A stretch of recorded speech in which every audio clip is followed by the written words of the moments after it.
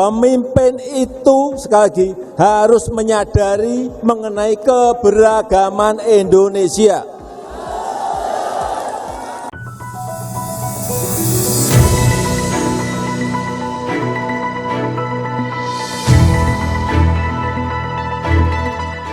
Politik damai, bukan tempur antar anak bangsa.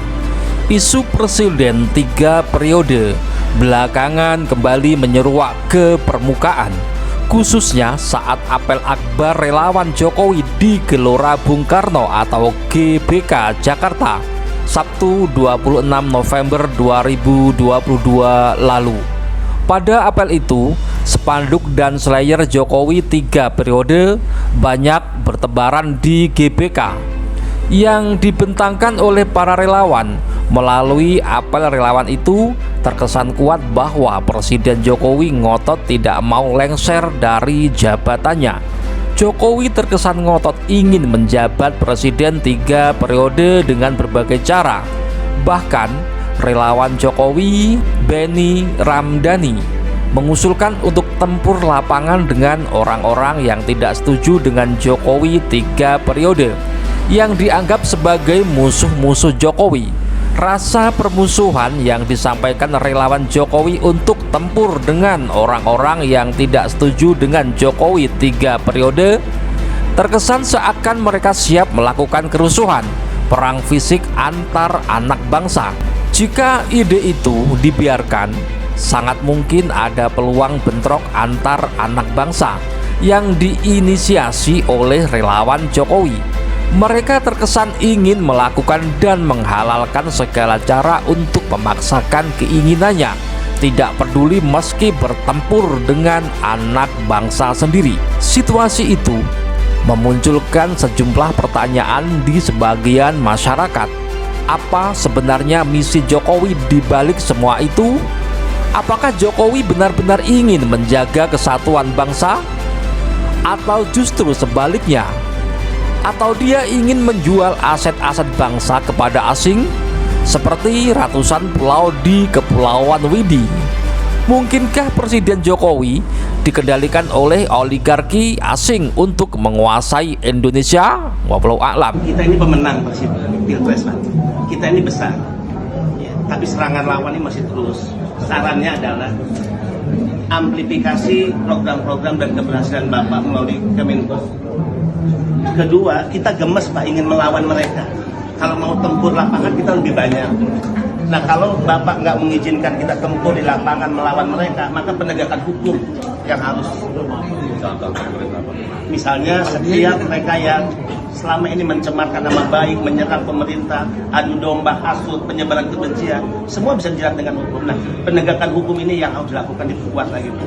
Karena ketika tidak, kami hilang kesabaran, ya udah kita yang melawan mereka di lapangan misalnya.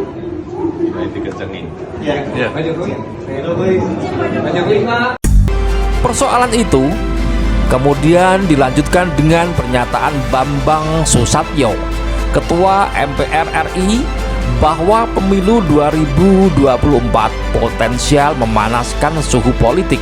Pernyataan Bambang Susatyo itu seakan menjadi lelucon politik yang konyol, terkesan ingin menunda pemilu dan memberikan ruang tambahan atau perpanjangan jabatan presiden ke Jokowi. Mengapa pernyataan Bambang Susatyo itu konyol? Karena di negara manapun dan kapanpun, setiap menjelang pemilu pasti suhu politik akan semakin memanas karena proses perebutan jabatan politik sedang berlangsung. Semua partai politik ingin menjadi penguasa, ingin mendapatkan simpati rakyat, dan ingin mendapatkan suara yang besar dan dukungan rakyat. Sehingga panasnya suhu politik selalu meningkat.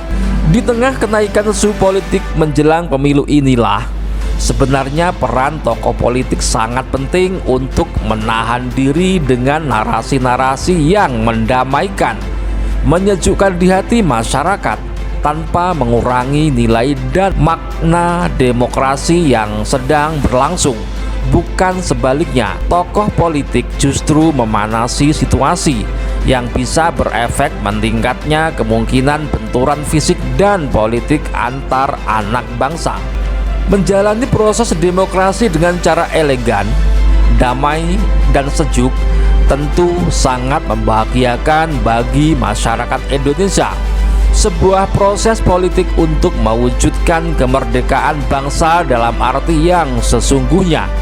Berebut kekuasaan politik dengan saling menguatkan untuk mengembangkan potensi anak bangsa, bukan sebaliknya. Membenturkan antar anak bangsa dalam pertempuran fisik demi kekuasaan politik, apalagi dengan menjual aset bangsa kepada asing. Bagaimana pendapat Anda? Penyelenggaraan pemilu selalu berpotensi memanaskan suhu politik nasional, baik menjelang, selama, hingga pasca penyelenggaraan pemilu.